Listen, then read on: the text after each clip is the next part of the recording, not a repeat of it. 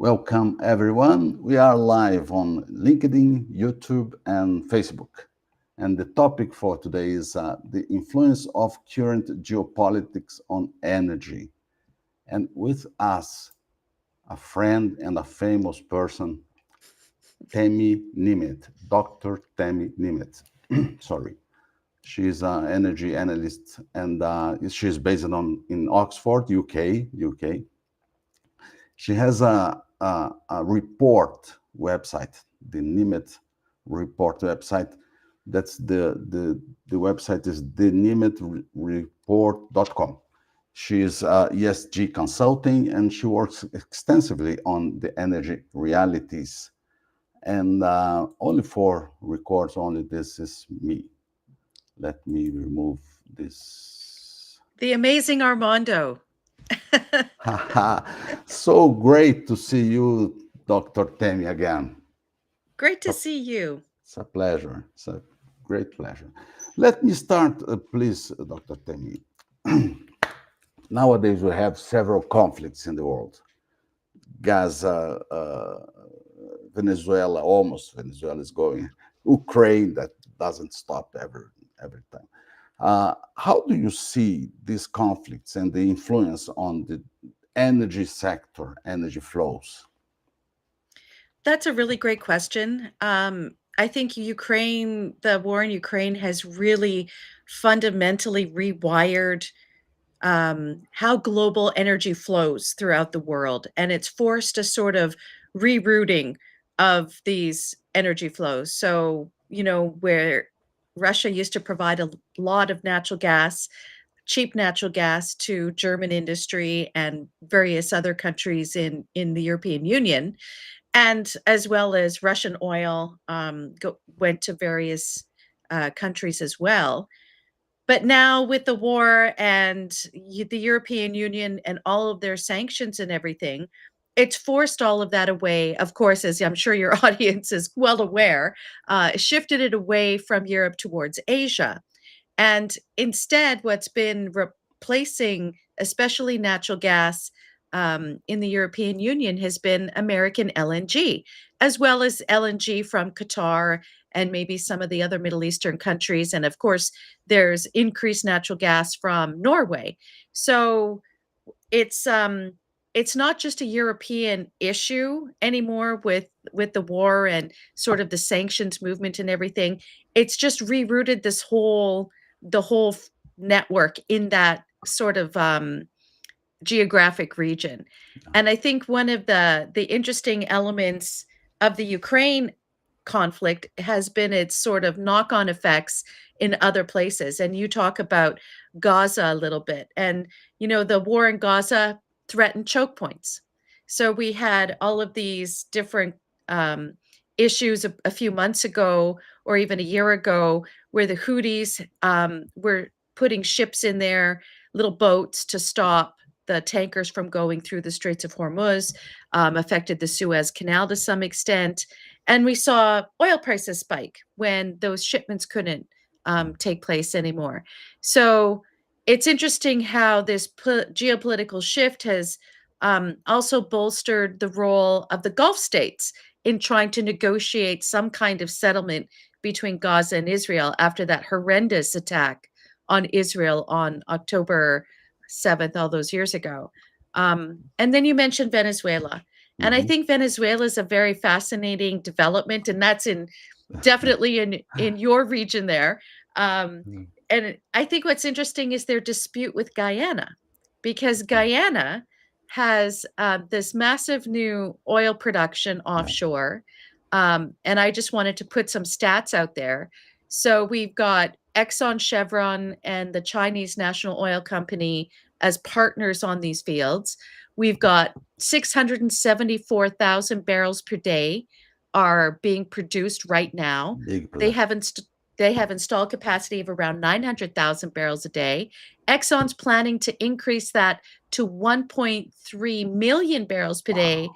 by 2027 and 1.7 million barrels a day by 2030. So what is that going to do to Venezuela? right? Good And question. Venezuela's saying, well, actually those fields are in our territory and whatnot. But the fact that China's involved in this project, I don't know, that throws an interesting monkey wrench into the situation. You know that Brazil has very close to this Guyana, a reserve that's not explored yet. It's a big reserve, supposedly. And we are watching this situation because can affect our process there. We are trying to have license to start working in this area called equatorial margin. Yeah. Is much more than pre-salt reserves. Only for your understanding, it's a very big one. But you mentioned Russia, and the U.S. is forcing Russia to stop exporting oil, specifically oil. Gas is a problem, but oil, for instance, Brazil imports diesel from Russia, and Yeah. is facing a threat of more tariffs based on this. How do you see this situation of tariffs? And It's interesting because there's many people out there who say tariffs don't work and or sanctions don't work, right? The sanctions have unintended consequences, and that could very well be the case for this. It's unclear. I think they're just trying to use that as temporary leverage to force these countries to get angry with Russia and say, "Can just you end the war already? Just end it," and to come up with a settlement and to try and expedite that. So, on the one hand, it's a typical strategy to use when maybe other levers have been attempted and haven't been so successful, and so now trying to use this for Brazil, especially as being part of BRICS, and having a fairly close relationship with Russia, to try and use that to persuade Russia to come to some kind of a deal. that's right, that's right. And talking about natural gas, moving from energy to natural gas, Russia stopped exporting to Europe almost. It's not the volume that they expected to do is not Nord Stream in the past, and so and it was replaced by LNG from the United States, by Yeah. cargo ships, and so. But this is not a very good equation. It's not stable, I suppose. What's your opinion? And renewables can compensate these problems, or renewables are inefficient enough? Armando, you always have great questions, and that's another one. It's very fascinating to see how Europe has tried to sort of decouple itself from Russian pipeline gas and doing these sort of new dependencies. Because if you're not producing something yourself, you're dependent on whoever's providing it for you, and that's the same with anything, whether it's energy or critical minerals, which I'm sure um, enters into the equation as well. But so instead of being dependent on Russia, now Europe is dependent on the United States and any other country that is exporting LNG, so that they can continue to have a reasonably priced energy for their industrial build out, because now that the EU has decided it actually needs to invest in its military, Yeah, they want to, reshape all of their manufacturing in order to produce military equipment. But military equipment is very steel heavy, very aluminum heavy. And so therefore hmm, it requires a lot of energy to make this stuff. yeah, yeah, And before they could rely on cheap energy from Russia, but now they're relying on cheap energy from elsewhere. And as you point out, with respect to the renewables, there's trade-offs in any type of energy. And I think trade-offs is one of the biggest themes in yeah, energy and geopolitics, and unintended consequences. So renewables have, I would say, wind and solar have partially compensated the removal of natural gas from Russia. Um, but there's been, since 2021, really long periods of global stilling or calming, or Dunkelflaute, which is when you get these long periods of calm. Well, if you have factories that need to operate in order to produce weapons what a manufacturing for your society, and you're reliant on wind power, but the wind isn't blowing, and so then what do you do? And with the natural gas being out of the picture from Russia and the reliance on this other imported dependency, it really highlights the sort of intermittency and how that can affect how things get built, right? Because how can you build stuff if you don't have the energy? And what's interesting, with respect to Germany, for example, they had some of the most efficient, safe nuclear power plants in the world, and they shut them all down. Sound down. And so then it's like, okay, well, if emissions are your concern and you're worried about where you're going to get your natural gas from because they banned fracking, they banned to some extent Yeah, the offshore natural gas development by Holland, although they've opened it up again, which I find interesting. So Germany and Holland are partnering to reopen or explore or develop a little more off the coast there where they had closed it because of earthquakes previously. very So interesting. Very very interesting. interesting. And it's like, okay, the EU wants to pivot and say, well, we're going to phase out natural gas, but at the same time, they want to increase all of this manufacturing and industrial production, which requires lots of reliable energy, and the wind and solar aren't doing it. Plus, they want people to stop driving cars and have like internal combustion engine and have EVs. So all this new demand for electricity and which requires energy to produce electricity. I mean, it's just I don't know. It's very frustrating to see what's going on in Europe because they're in a pickle. Yeah, If they don't have this reliable, cheap energy, where else are they going to get it from? And now France is trying to increase its nuclear power. Germany's got more coal being, using more coal power. because So yeah, tell me, they are forcing to do not allow nuclear, natural gas, forcing renewables. And everyone knows that renewables cannot sustain the system by themselves. They need other energy to compensate and to make the intermittent compensation. And petrochemicals is another problem because yeah. how can you survive without petrochemicals? So who is forcing? What's the logic behind this situation?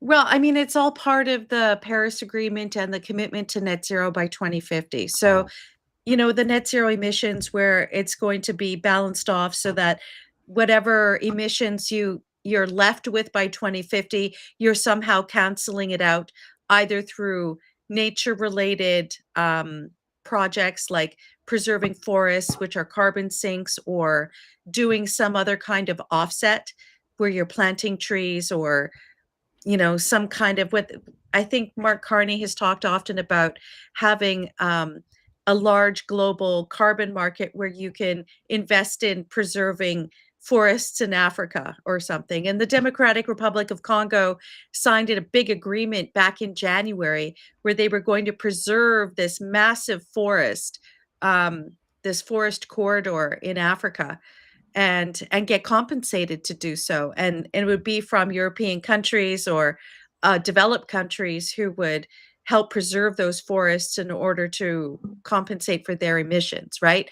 yeah, But this comes with problems because then it's like, are you saying that Africa shouldn't build anything, shouldn't yeah, have reliable energy yeah, because that sort of thing. So yeah, yeah. yeah, it's an interesting development, and the big COP, the Conference of the Parties, the big climate meetings are happening in Brazil, Yeah, yeah, next month, yeah.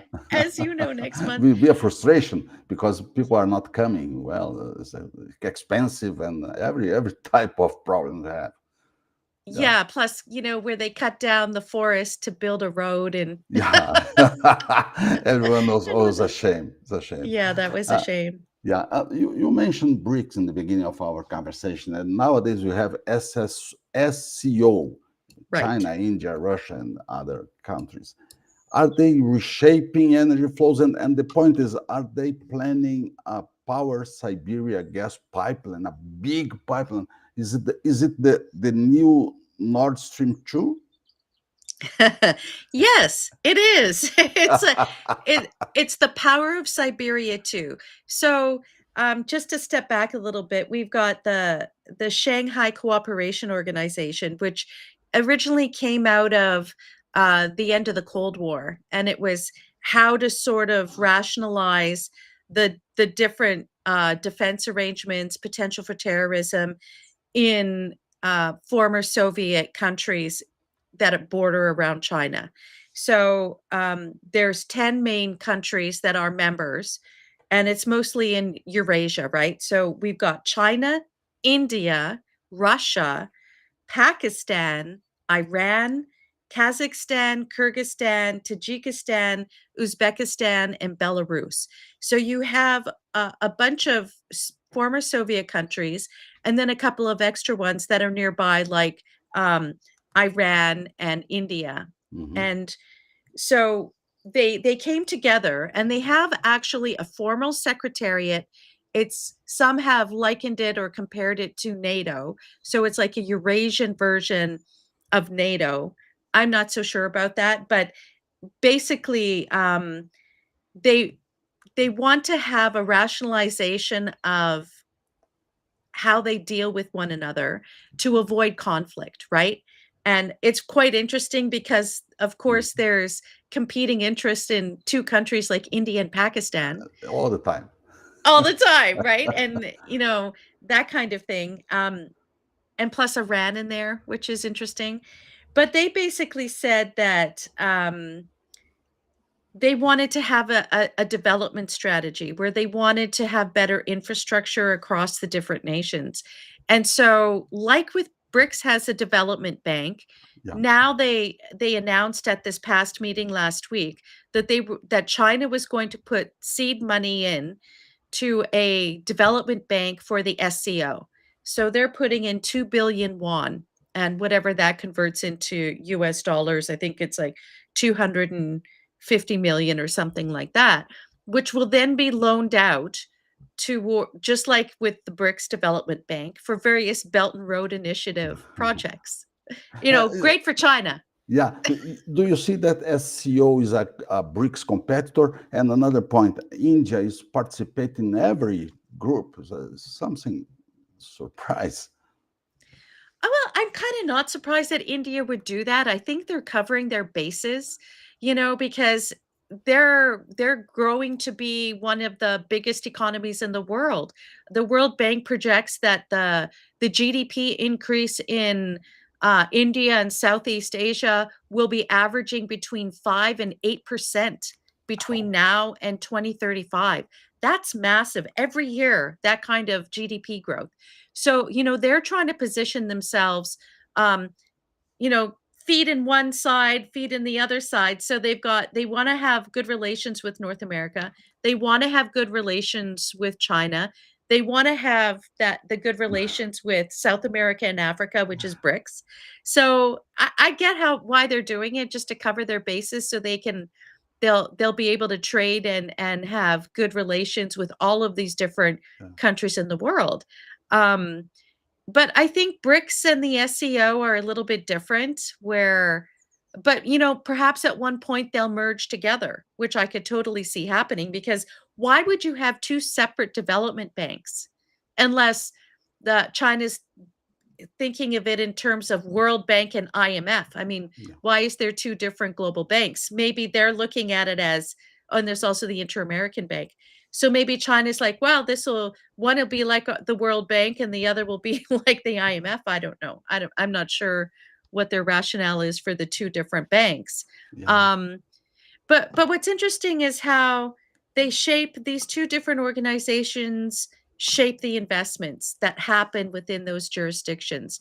And at the SEO summit, there was a really big focus on energy cooperation, especially with the power of Siberia too, yeah, which would, in essence, divert all of the natural gas that would have been flowing into Europe from Russia.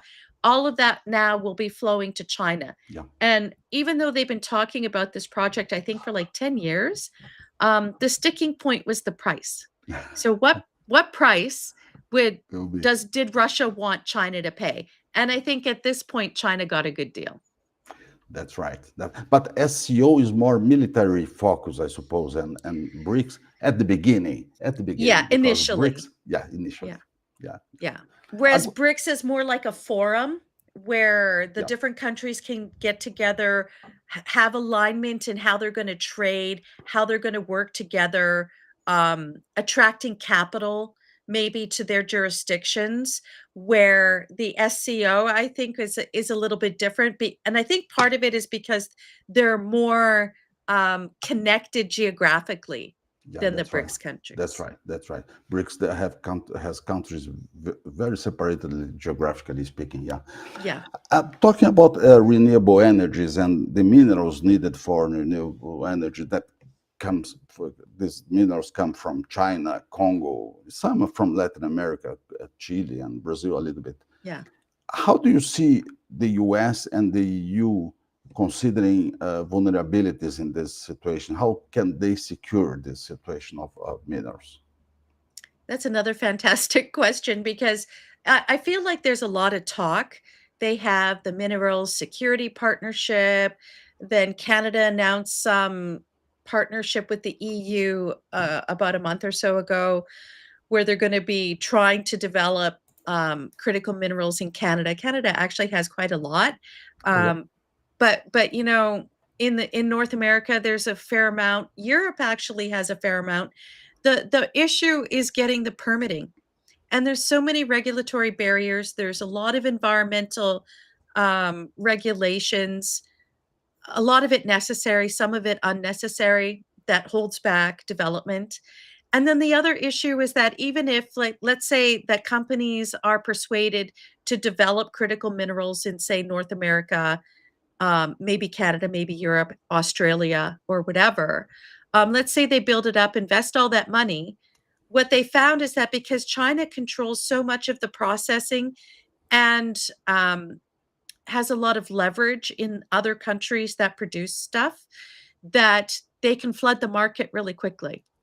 Hmm. And then all that investment goes down the drain because they can't compete with the flooding of the market. And that's actually what happened with I forget which mine it was, maybe a copper mine. I can't remember. Maybe no, it was cobalt in the United States about a year ago, where they had done all this investment, got up and running, and China immediately flooded the market so that they actually went out of business.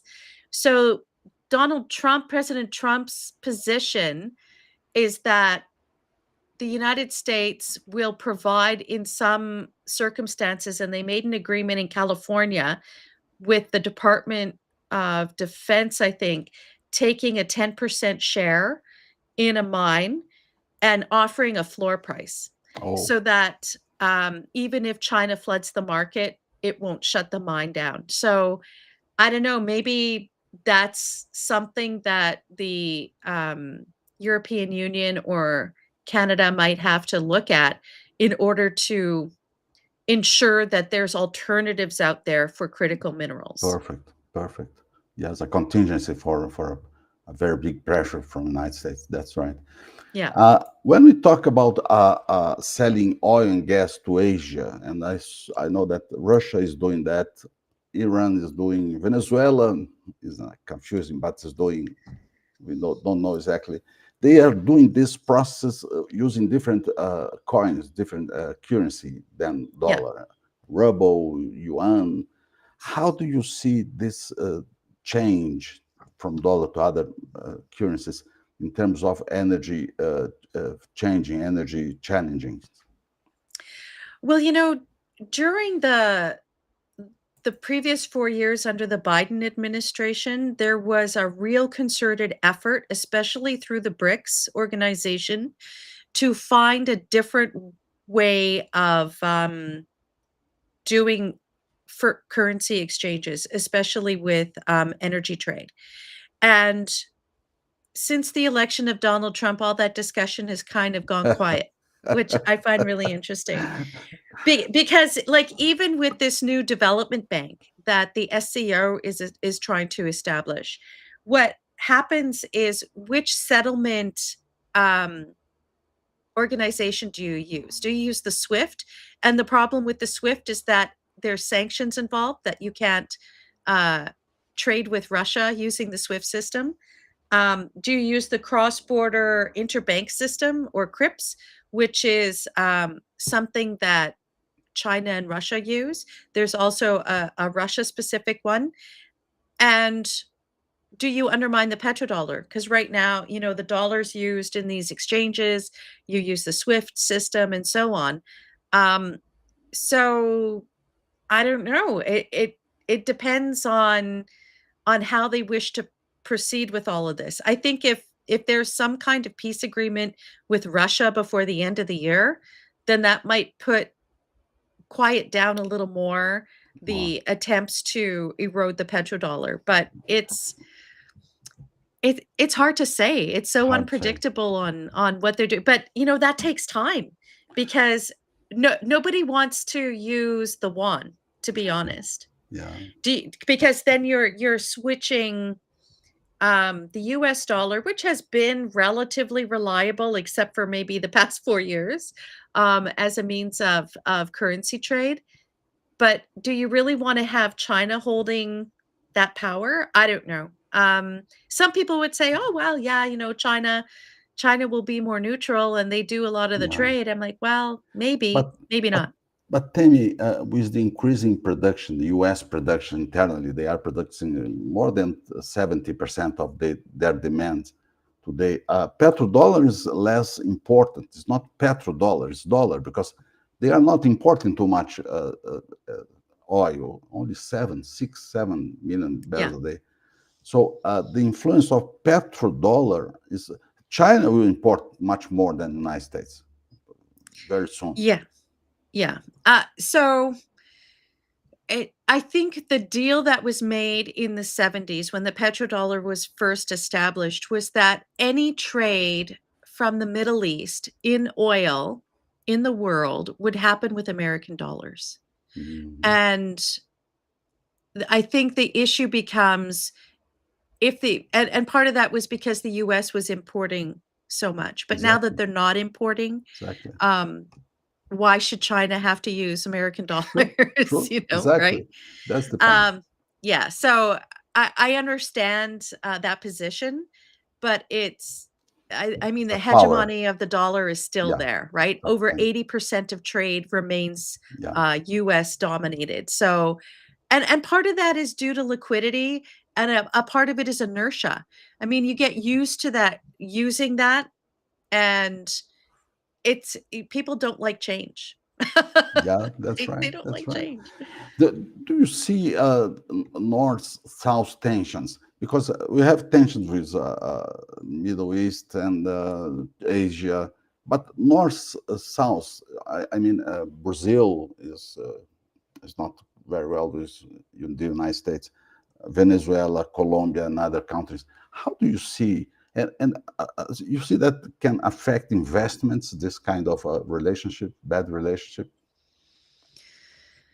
Yeah, I mean, the global south, we've got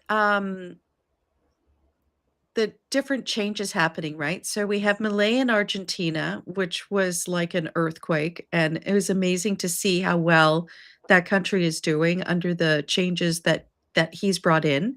Then we have El Salvador and the changes wrought there, that has made it like an incredibly safe country, which then has um, kind of brought in investment flows and so on. But Brazil is. I feel like there's a restructuring happening in the global south, and Mhm. it's we're at one of those inflection points where things could go in different directions, and I think it's a bit early to tell just where that's going to go. Yeah, Um, but I think with the geopolitical divides, there's uneven progress in the different countries, and I don't know. I think there's a lot of yeah, volatility there that needs strong it's leadership strong. from Yeah, the Western world in order to sort of overcome yeah. those risks. to recover the old position. I don't know exactly. I know that you are Canadian. How do you see Canadian and Americans? Are they friends again or not yet? Well, you know, Sorry that's by this tricky no, no, question. no. I mean, it depends on where you are, right? So if you're in Western Canada, for the most part, they were like, "What are you going on about this elbows up stuff?" And but if you're from Eastern Canada, that's all they were talking about because of the manufacturing and the idea that Trump was being insulting by saying first 51st state and all that kind of stuff. But, Canada and the United States have been neighbors for a long time, and during the '70s and '80s, there was, a conversation about what does it mean to be a good neighbor, and I think with respect to Canada, we haven't been such a good neighbor. There's certain realities there that Canadians don't wanna admit, that we have been taking advantage of the United States with respect especially with respect to defense. And instead of, having a strong defense and looking after the Arctic, we've been talking about Canada needs to patrol the Arctic better because Russia's in there, China's now making inroads in the Arctic, and we talk, talk, talk, and don't do anything. Um, and then Canada was like, "Well, America, you say you're gonna build some icebreakers. Can we get in on that with you and share the cost?" And everything that we wanna do, we want someone else to pay for. So at some point, I think America said, "You guys need to start pulling your weight." And Canada was like, "What do you mean?" And at least the officials, but Yeah, I yeah, think a lot of Canadians don't realize just how much we're dependent on the United States with yeah, respect to defense exactly. and and of course with trade because it's just easier. It's easier to trade with the US. The distances are close, we Yeah, sure. understand the people, language is the same, culture is Neighbors. pretty much the same. Yeah, And now there's talk that Canada should diversify and trade with the EU. And it's like, well, what? I mean, now you're gonna shift over there, there's yeah, all that regulatory burden with the yeah. EU. I suppose it's a Yeah. very short time because this will become better very soon, as my opinion. Yeah, I hope so. I mean, there's a lot of talk and, they're signing all these agreements with the EU about Um, aligning regulations. I'm just like, "Are you kidding? You'll just make Canadian companies uncompetitive in the markets that matter." Even if we don't want to trade with the United States and we want to be less dependent because right now I think it's over 78% of Canadian trade goes to the United States or yeah, 72, something like that. The better market to be aiming for is Asia. They're growing. growing. Yeah. I'm not sure that's a surprise or not. Please tell us. You are preparing a history channel about every some countries. I don't know exactly. Can you tell us, or is it still a surprise? Well, it's still a surprise, but I'll just give a sneak peek. I'm putting together a series of 15 short 3-minute videos on Canadian energy history. And Uh-huh. it goes from the 1950s up to, I think, around 1988 with the free trade agreement. So it's like this little, from like 1945 to 1988, just Very interesting. 15 little stories about Fantastic. energy. Fantastic. This is Dr. Temi Nimet. Uh, the nimetreport.com was a great pleasure to see you and to listen your thoughts. It's every time great. And Armando, you always have the best questions. Thank you so much for having me. It's great to see you again. Thank you. Great day for you.